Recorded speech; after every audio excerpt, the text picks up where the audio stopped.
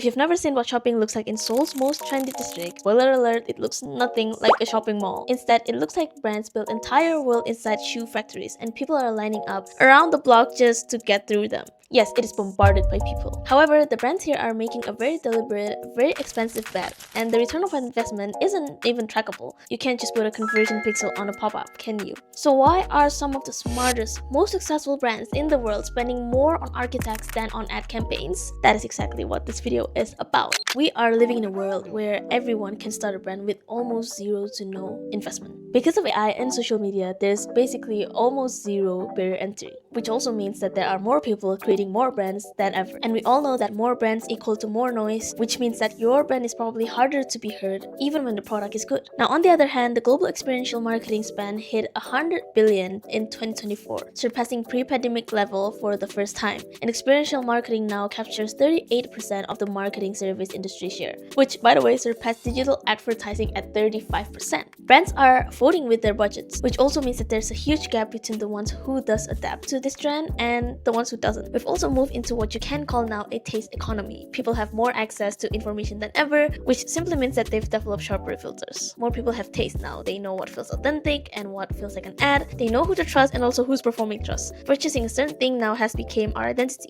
It's because when they associate themselves with a certain product or a certain brand, again, it naturally became their identity, someone they want to be known for, how they want to be perceived as. Hence why right now everyone is not only more skeptical but also tired of the noise actually. Simply because there's millions of contents being posted every day. And yes, there might be a method on getting viral or getting attention. It might be truly at the start of it, but it's not as easy to maintain anymore. And on top of that, it's not easy to create a community. Because of this, the result is that attention is harder to hold, and the brands that are winning right now are the ones creating experiences people actually want to seek out, not the ones when they see, they want to immediately scroll past. Now, on the other hand, there's also some problems with running pure digital. Running ads is now a very common thing to do. Everyone is doing it, and the cost of digital attention keeps rising and rising, and the returns kept shrinking if you don't know how to do it properly. More importantly, people don't share ads. We want to share experiences, the posts that made us feel something, and that organic content is worth way more than any placement you can buy. The shift brands are making now goes from buying attention to creating destinations, from broadcasting message to building a world people want to enter. This is what experiential marketing is all about. It's not necessarily just the events that you see, not the beautiful pop-ups, the extraordinary colors or aesthetics, but it's more like a deliberate strategy to turn your brand into something people want to be a part of.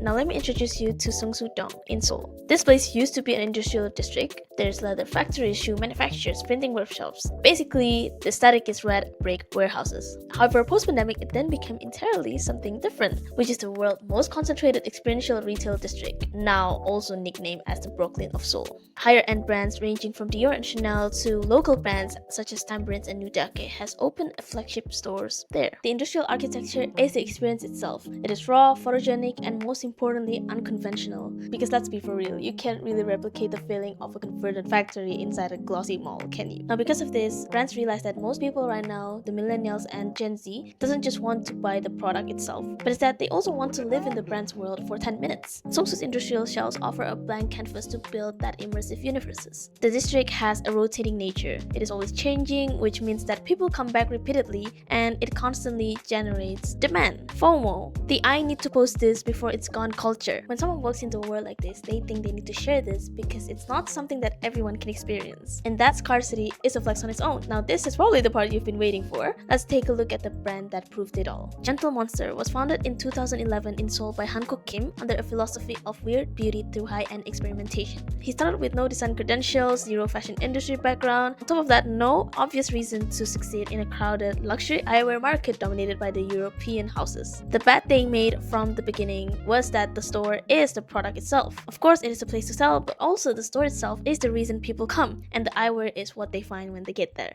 Let me put you all into perspective here. Gentle Monster employs 6 people to design its eyewear product and 60 people to design the store visuals, okay? 10 times more than the product itself. This ratio tells you everything about their priorities. For every one person thinking about the glasses, 10 people are thinking about the world those glasses live inside. Each installation takes around 6 months to design, assembled by a team that includes robot designers, installation artists, textile engineers, architects, a lot. This in the screen is what walking into a Gentle Monster store actually looks like. This is House Dosan flagship in Seoul. 1, 2, 3, 4, 5, 6 levels, all with different experiences and different worlds. And I'm pretty sure you've heard of this. It's a robotic dog that actually breathes. It moves, yes. There's all of these statues and collaborations that is just out of this world. The installations change every season, so loyal customers have a reason to come back. We won't get bored unless you're a local. The next time you went inside a Gentle Monster store, you're gonna experience something completely way more different than what you've experienced back then. Again, this creates FOMO simply because the one who didn't get to go will miss out on that seasonal campaign. Each store features these large-scale art installations often inspired by science fiction, technology, or philosophy. Again,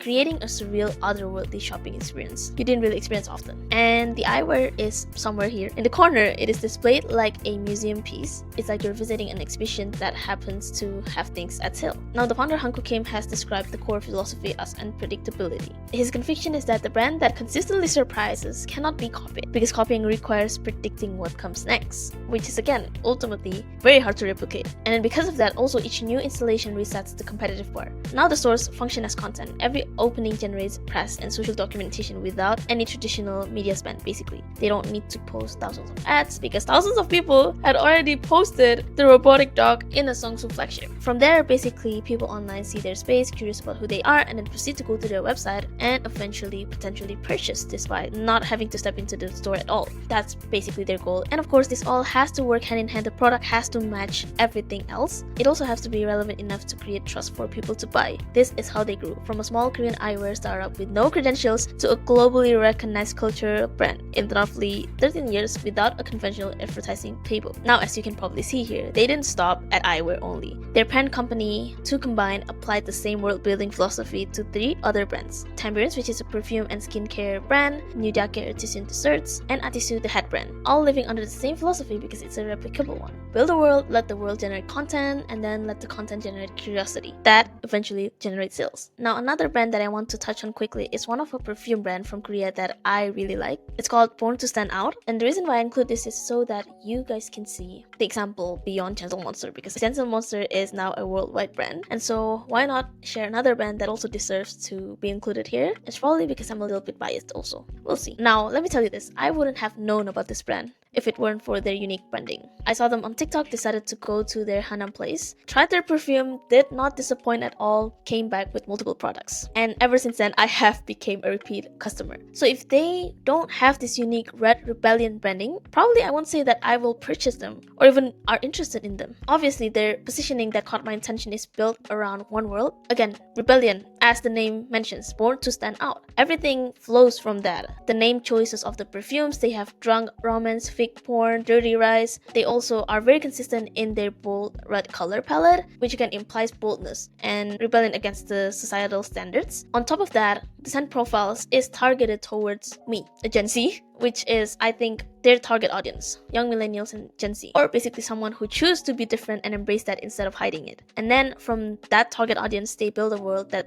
these people will recognize themselves in. That then has become their identity, attract people like me, again, who also stands for that core value, and most importantly, rebellion against their trendy culture, if that's what we call it. Of course, as we know, in Korea, there's a very high beauty standard. There's basically a tick list for how you can perform in the society. And this is the founder's way of showing people that you can become who you are and you don't have to always fit in that societal expectations. Now, what makes this work beyond marketing, I think, is the product. Of course, the product has to be actually good. Not only is it long-lasting, distinctive, it is different also from the mass market, but we can also tell that the people who've worked towards this has put their passion and research towards something that it creates a very beautiful product, different from the rest, different from the mass market. The trust equation is that the branding gets you in the door, but the product keeps you. That balance where both of them work together, that is ultimate chef kiss moment. So the lesson here, if you just choose one strong, clearly articulated identity, executed consistently across every touch point, it will become way more powerful than a large advertising budget. Of course, I'm not making this video as an argument against digital marketing, but it's an argument for understanding what each channel does. Ads drive awareness and retargeting, whereas experience builds memory and also emotional attachment. Neither works well without the other. Now, customers acquired through experiential marketing itself have 20 to 40% higher customer lifetime value than digital acquired customers, meaning the investment itself compounds over time in a way that ads alone don't. Now, this is when experiential marketing makes sense and when it doesn't. It works when your product has a strong identity, your target audience values experience and status, and your category is crowded and you need a way to stand out that can't be easily copied. Again, creating that wow element, surprise element that is not really predictable. On the other hand, experiential marketing doesn't make sense when you haven't really defined what world you're building yet, and also maybe executed at some level where it's proven that it has worked or landed with people, your target audience, or you're trying to use a pop-up to paper over a product that isn't ready yet. Now, the physical experience here is the amplifier, not the foundation.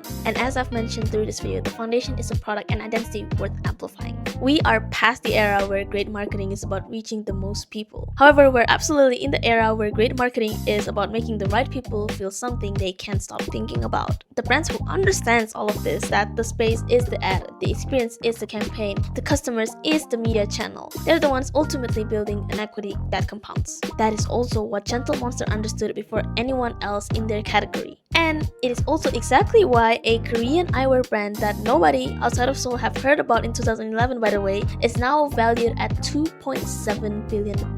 Crazy, I know. The return of investment in experiential marketing doesn't show up in your ads dashboard, but it is surely very real. The prerequisite is a brand world strong enough that people want to enter it. That's the work that has to come first. Now, if you want to hear more breakdowns of the brands doing it right or wrong, subscribe to this channel. And if you want to see my thought process, watch this next video where I walk you through how I built a tea brand that is based off our moods from scratch. And of course, through the launch campaign, retention, all of that. I'll see you in my next one.